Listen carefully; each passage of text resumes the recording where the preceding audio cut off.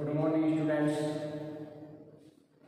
Jyotiba Phule group education की math class में आपका स्वागत है। हम पिछली क्लास में विविध प्रश्नमाला 16 पढ़ कर रहे थे, जिसमें से हमने 10 क्वेश्चन तक हल कर लिए। 10 से आगे शेष 4 सवाल आज हल करेंगे।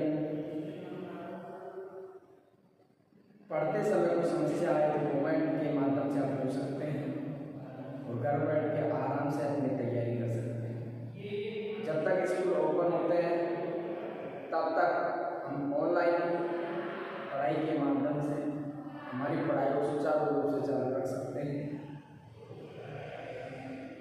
और आगे आगामी दिनों में जब स्कूल खुलेगी उसमें इसका हमें फायदा मिलेगा, लाभ मिलेगा। हम देखते हैं प्रश्न संख्या 11 और 11वां प्रश्न हमारे पास क्या है वो देखेंगे। 11वां प्रश्न हमारे पास है क्रमशः 6 सेमी, 8 सेमी और 10 सेमी त्रिज्या वाले 3 ठोस गोलों को पिघलाकर एक बड़ा गोला बनाया जाता है।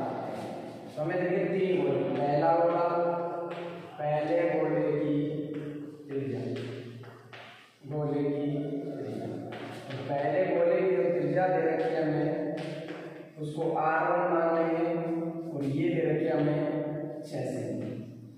आगे हमें दे रखा है एक गोला और दूसरा, तो दूसरे गोले की त्रिज्या भी हमें दे रखी है और दूसरे गोले की त्रिज्या में दे रखी है क्या 8 सेमी।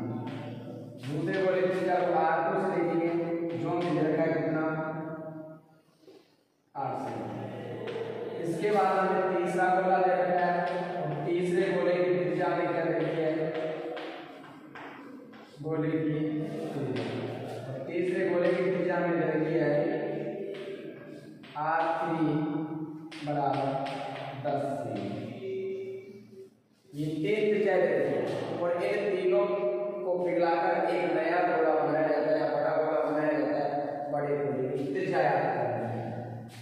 तो मैंने बताया जब भी हम 2 या इससे अधिक वस्तुओं को पिघलाकर एक बड़ी वस्तु या नई वस्तु बनाते हैं, तो नई वस्तु का जो आयतन होता है वो उन तीनों 2 या 2 से अधिक जो वस्तु है उनके आयतन के बराबर होगा। तो नया जो गोला बनेगा तो इन तीनों गोलों के आयतन की होगा बराबर। तो बड़े गोले का आयतन, गोले का आयतन बराबर होगा इसके तीनों गोले का आयतन। पहले गोले का आयतन, गोले का आयतन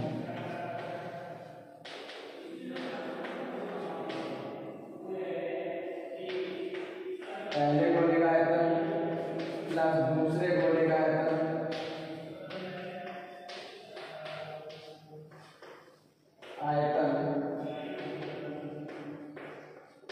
और प्लस एक और बची है हमारे पास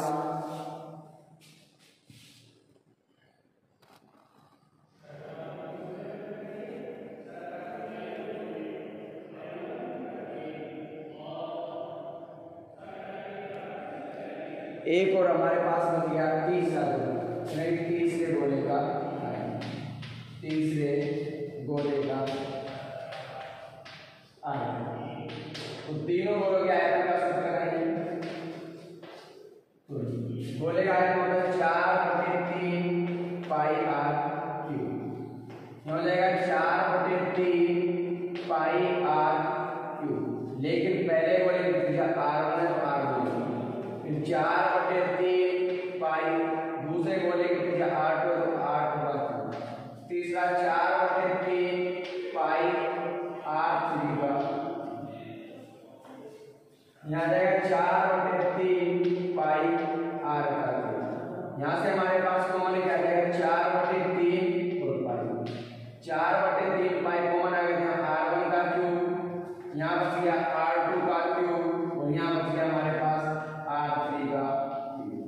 4/3 से 4/3 कट जाएगा तो पाई से पाई कट जाएगा, हमारे पास बच जाएगा R क्यूब बराबर R1 का मान हमें क्या जाता है 6 6 का क्यूब 8 का मान देगा मैं 8 का क्यूब और 8 3 का मान देगा मैं 10 आएगा 10 का क्यूब आ जाएगा r क्यूब बराबर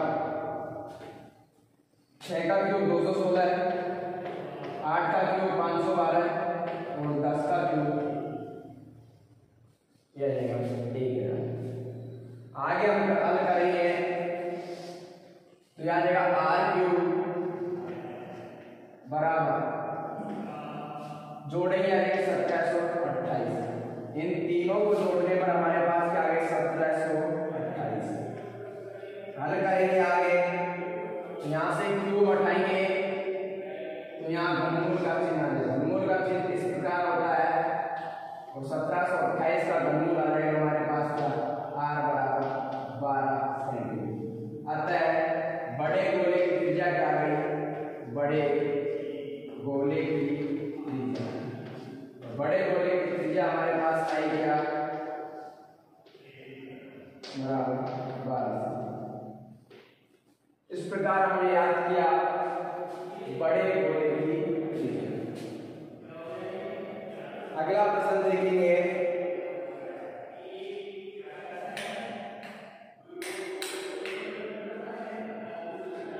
अगला सवाल देखेंगे। अगला सवाल नंबर 12 एक शंकु के आकार के बर्तन।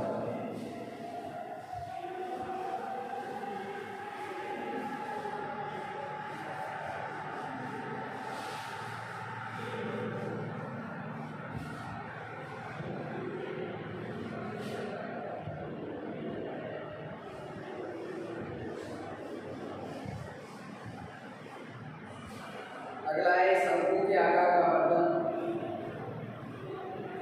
12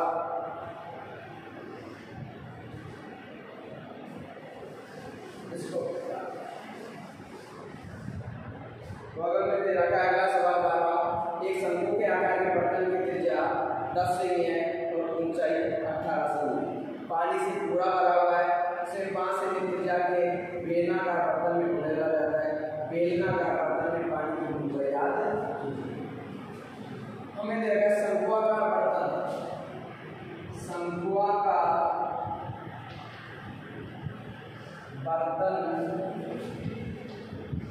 की त्रिज्या शंकुआकार बर्तन की त्रिज्या दे रखी है हमें इसको कैपिटल आर मान लेंगे और ये दे रखी है हमें कितनी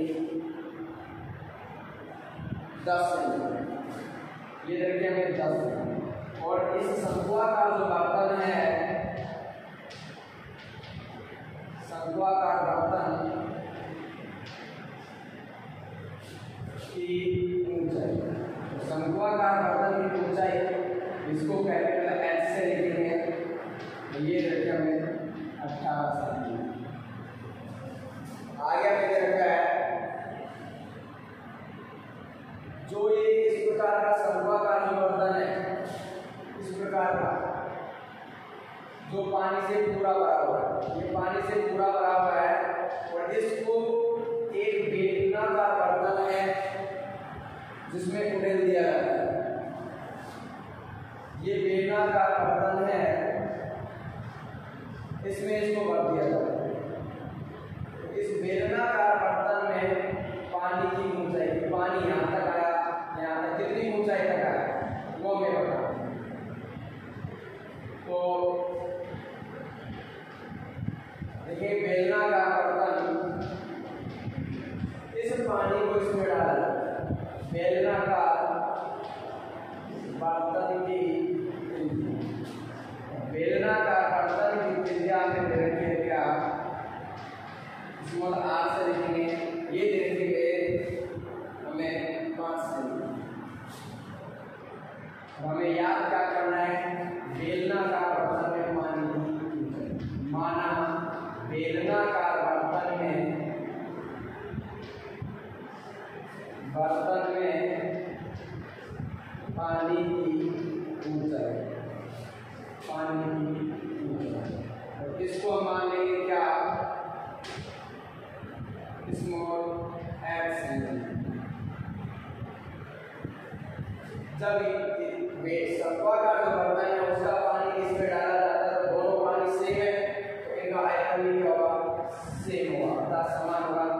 बेलनाकार बर्तन का आयतन, बेलनाकार बर्तन का आयतन, बर्तन का आयतन बराबर शंक्वाकार बर्तन,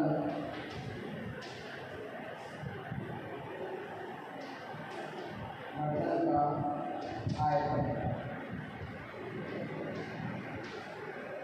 तो बेलनाकार बर्तन का आयतन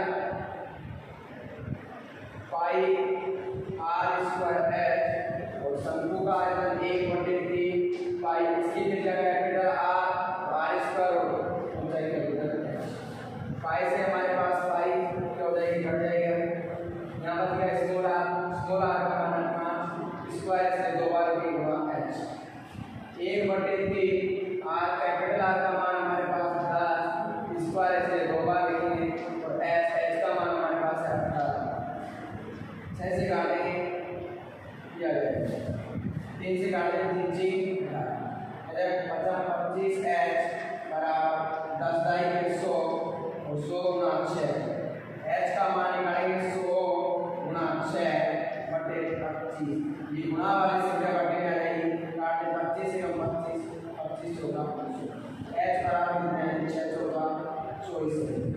अतः बेलनाकार बर्तन में, अतः बेलनाकार बर्तन में, बेलनाकार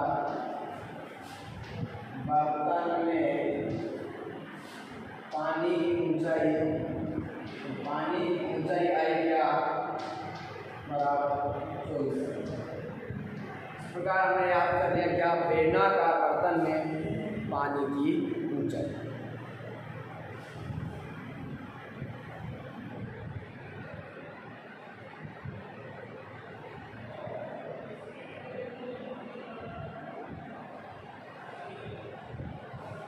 अगला प्रश्न देखेंगे 13वां प्रश्न।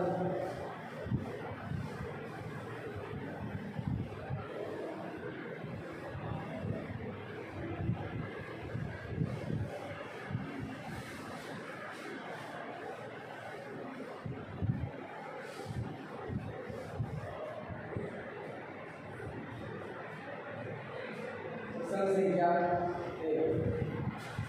यह हमें रखा है 11 सेमी, 3.5 सेमी और 2.5 सेमी मोम के एक घना,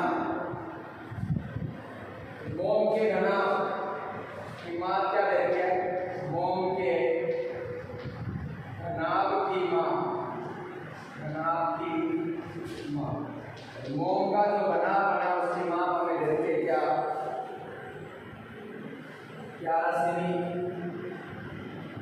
3.5 सेमी और गुना 2.5 सेमी। और इस मोम से 2.8 सेमी व्यास की मोमबत्ती बनाई जाती है। मोमबत्ती का व्यास क्या है, मोमबत्ती का व्यास, मोमबत्ती का व्यास देखेंगे 2.8 सेंटीमीटर। मोमबत्ती की त्रिज्या क्या हो जाएगी, मोमबत्ती की त्रिज्या व्यास की आधी होती है, इसलिए इसका आधा करेंगे तो 1.4 सेंटीमीटर। आगे हमसे देखा है मोमबत्ती की लंबाई आपकी माना, मोमबत्ती की लंबाई, मोमबत्ती की लंबाई, लंबाई इसकी ऊंचाई होती है इसे h सेंटीमीटर मानेंगे। देखिए इससे ये बनाया जाता है, मोम घनाभ से मोमबत्ती बनाया जाता है। मोमबत्ती का आयतन घनाभ क्या करेंगे क्या होगा, हम लिख सकते हैं मोमबत्ती का आयतन का आयतन बराबर घनाभ का आयतन। घनाभ का आयतन। तो मोमबत्ती का आयतन बनेगा क्या? मोमबत्ती की बेलन में क्या है? बेलन का आयतन पाई आर स्क्वायर एच। घनाभ का आयतन लंबाई गुणा चौड़ाई गुणा, इसको कैपिटल एच मान लेते हैं, इसको एच क्या देते हैं? पाई का मान 22/7, आर का मान हमें 1.4, स्क्वायर से 2 बार लिख सकते हैं। एच हमें याद रखना है ऐसे जैसे बराबर लंबाई 11, चौड़ाई 3.5 और ऊंचाई 2.5। और हटाएंगे मोटी बात की संख्या 3 में 1 0, मोटी बात की संख्या है 1 0। इसी प्रकार यहाँ से रिपोर्ट करें, मोटी बात की संख्या है 1 0, मोटी बात की संख्या है 1 0। लघुत्तम से लघुत्तम वाली संख्या कट जाएगा, काट दे 7 से कम 7 और 7 दूनी 14। हमारे पास है 22 गुना 14 गुना 2 और गुना h। 22 14 2 और h, यानी 11 गुना 35 गुना 25। हमें h का मान निकालना है, तो हमारे पास आ जाएगा 11 गुना 35 और गुणा 25। ये गुणा वाली संख्या कहाँ चल जाएगा? बटे आ जाएगा 22 गुना 14 और गुणा 2। काट ले 11 1 11 11 गुना 22 2 बार 7 दूनी 14 और 7 पंजों। हमारे पास आ गया h बराबर गुणा करेंगे हमारे पास आ जाएगा ये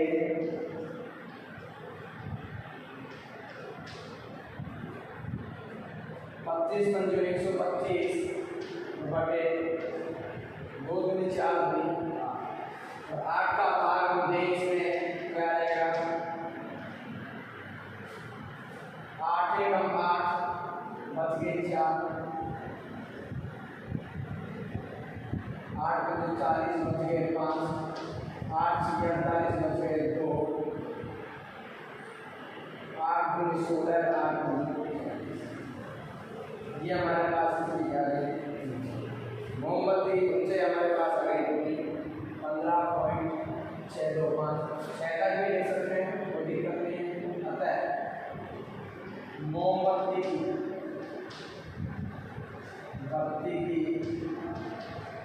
लंबाई, मोमबत्ती की लंबाई आ गई हमारे पास 15.625। इस प्रकार से हमने क्या याद कर लिया? मोमबत्ती की लंबाई।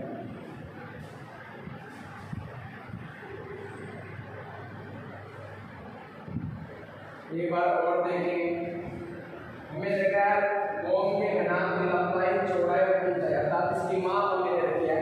क्या दे रखी है? 11 सेमी, 3.5 सेमी और 2.5।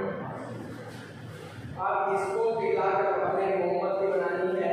मोमबत्ती का व्यास दे रखा है 2.8 सेमी।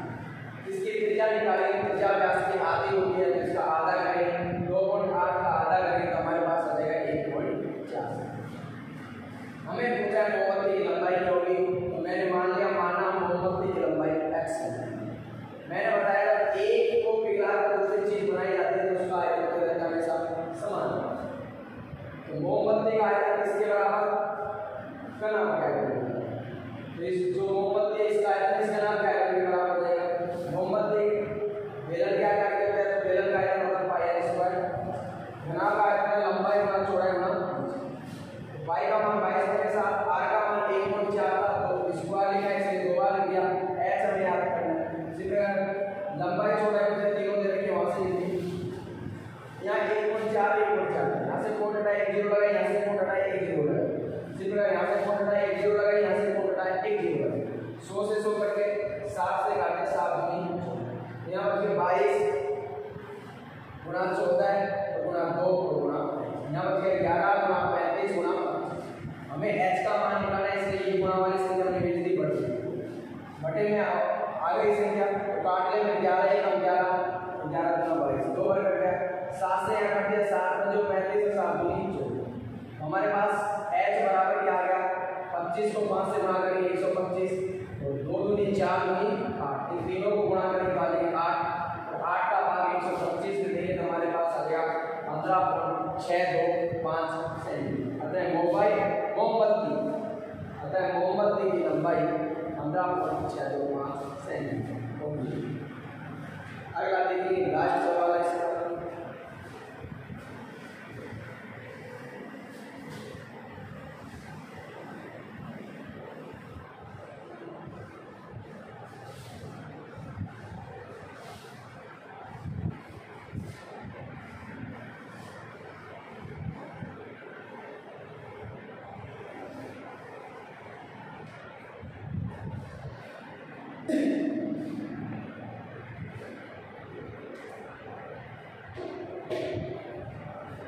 देखिए लास्ट सवाल 14 सवाल हमें दे रखा है। एक धातु के गोले का व्यास हमें दे रखा, गोले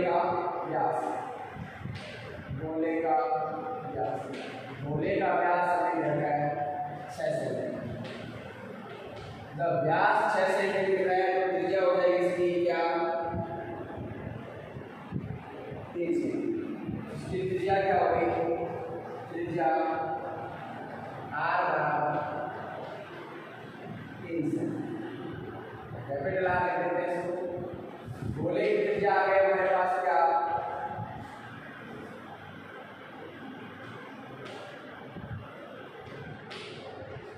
गोले की त्रिज्या हमारे पास आ गई क्या, 3 सेंटीमीटर। आगे हमें दे रखा है इस गोले को पिघलाकर एक समान वृत्तीय अनुप्रस्थ काट परिच्छेद वाला तार बनाया जाता है। तार की लंबाई हमें दे रखी है, लंबाई बराबर 36 मीटर। ये सेंटीमीटर में, ये मीटर में, मीटर को सेंटीमीटर बदलेंगे 100 से गुणा कर देंगे, 100 को 36 से गुणा करेंगे 3600 सेंटीमीटर। लंबाई को हम ऊंचाई मान लेते हैं। तो इस तार क्योंकि गोले को पिघलाकर तार बनाना तो दोनों का आयतन क्या होगा, समान। हम लिख सकते हैं तार का आयतन बराबर होगा इसके गोले का आयतन।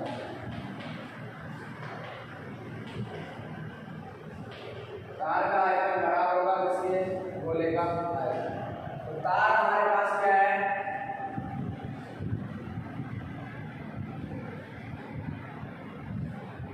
तार होता है बेलनाकार, बेलनाकार का पाई r स्क्वायर h।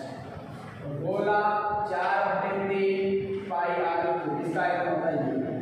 पाई से पाई कट जाएगा, r स्क्वायर का मान याद करना है, तार की त्रिज्या है तो स्क्वायर ऐसे ही ऐसे, h का मान रहेगा 36। यहाँ इसका मान रहेगा कितना, 4/3 और स्मॉल r की जगह कैपिटल R लिख देते हैं क्योंकि इसकी त्रिज्या हमने कैपिटल R मानी है। तो यह आ जाएगा 3, भाग में 3 है इसलिए इसको 3 बार लिख देते हैं।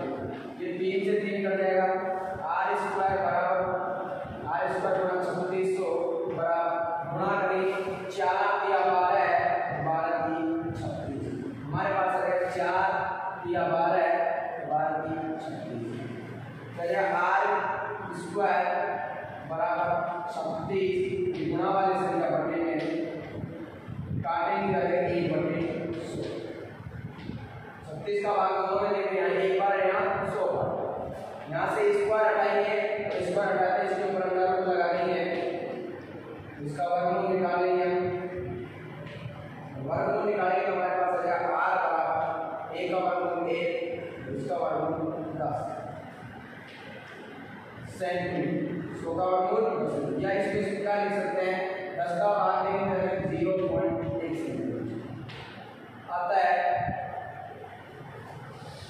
अतः तार की त्रिज्या, तार की त्रिज्या आ गई हमारे पास क्या, r बराबर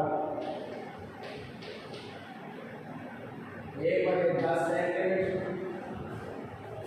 या 0.1 सेंटीमीटर। और इस प्रकार से हमारी ये प्रश्नावली हो गई खत्म। अगली प्रश्नावली पढ़ेंगे 17वीं प्रश्नावली हमारे पास है केंद्रीय प्रवृत्तियों की माप।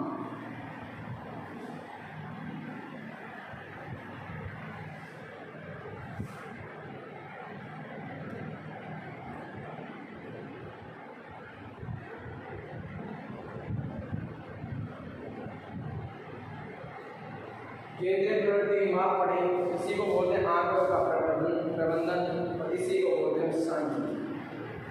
इसमें हम पढ़ेंगे माध्यक और मूलक, 3 चीज पढ़ेंगे। अब मैं आपको बता दूं, माध्य 3 प्रकार के होते हैं। माध्य 3 प्रकार के होते हैं, समांतर माध्य, गुणोत्तर माध्य और खराब माध्य। इनके बारे में चर्चा करेंगे। आज उनके बारे में देख लेते क्या क्या होते हैं, कब से इसकी शुरुआत करेंगे। इनके बारे में एक बार संक्षिप्त में जानकारी ले लेते हैं। तो देखिए, हम पढ़ेंगे इसमें माध्यक और मूलक।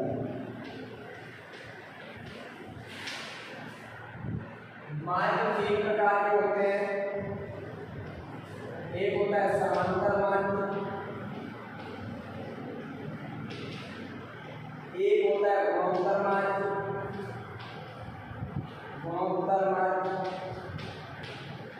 और एक होता है ऋणात्मक माध्य।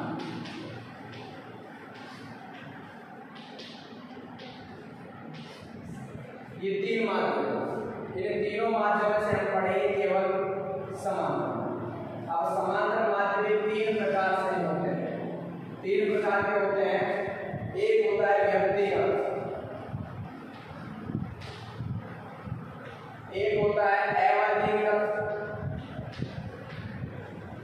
अवर्गीकृत को बोलते हैं असतत।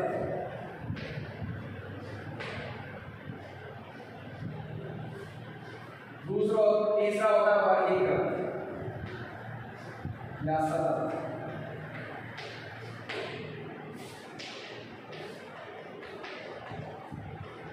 अब हम वर्गीकृत को भी 3 भागों में विभाजित करते हैं, अर्थात वर्गीकृत को हल करने की 3 विधियां होती हैं। कितनी विधियां होती हैं? 3। वर्गीकृत को भी हल करने की 3 विधि आती है और तीनों विधियों में सबसे पहले आती है प्रत्यक्ष विधि।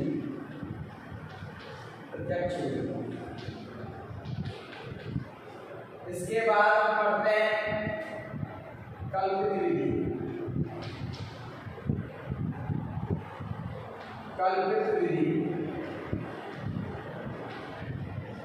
फिर हम इसमें पढ़ते हैं पद विचलन विधि। पद विचलन को पग विचलन भी बोल देते हैं।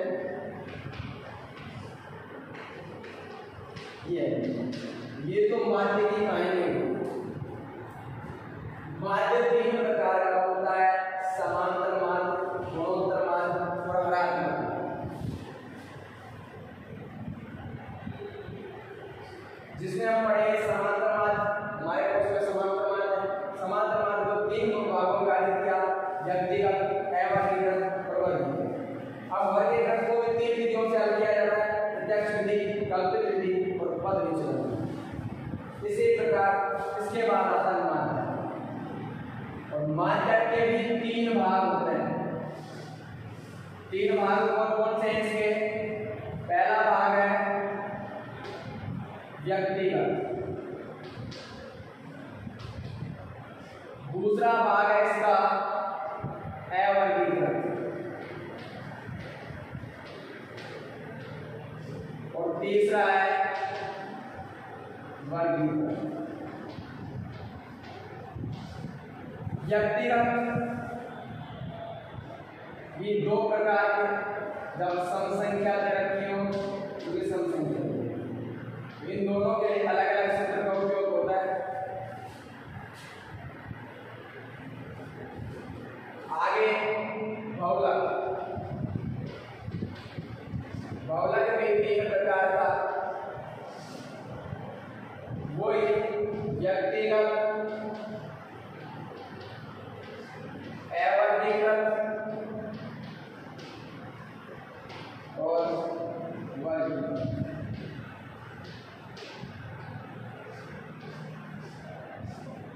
तो हमने माध्य और ढोलक के बारे में थोड़ी बहुत चर्चा की है। हमने बताया माध्य 3 प्रकार का, समांतर माध्य, गुणोत्तर माध्य, धनात्मक माध्य। हमें पढ़ना है समांतर माध्य। समांतर माध्य 3 प्रकार का, व्यक्तिगत, अवर्गीकृत, वर्गीकृत।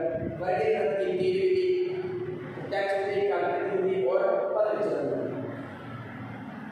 माध्य के 3 प्रकार, व्यक्तिगत, अवर्गीकृत और वर्गीकृत। व्यक्तिगत को 2 भागों में, एक बार जब संख्याएं जो दे रखी हो समूह, और मतलब जैसे 8 संख्या दे रखी है समूह की, 9 संख्या दे रखी है तो विषम, इस प्रकार से। तो इस प्रकार से जो समूह और विषम 2 रूप में, दोनों को अलग अलग फिर हमने पढ़ा बहुलक भी 3 प्रकार, व्यक्तिगत, अवर्गीकृत और वर्गीकृत।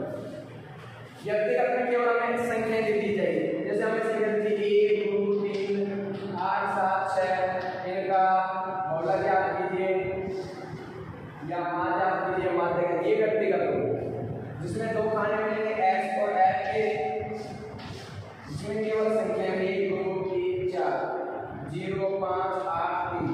इस प्रकार से ये अवर्गीकृत है, और जिसमें वर्ग अंतरा होगा वर्ग 0 से 10, 10 से 20, 20 से 30, 30 से 40, आगे भी दे रखा है। संख्याएं दे देंगे आप 1 2 5 7। तो ये हमारे पास क्या हो गए